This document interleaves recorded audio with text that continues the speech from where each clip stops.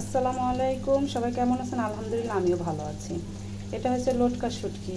আজকে লটকা শুটকি ভুনা করব। এটা আমার খুব ফেভারিট একটা খাবার।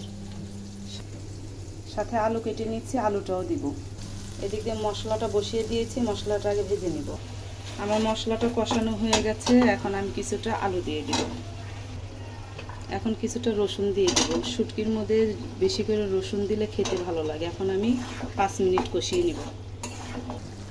আমার আলু আর রসুনটা প্রায় কষানো হয়ে গেছে। এবার আমি শুটকিটা দিয়ে আরও কিছুক্ষণ কষিয়ে নিব।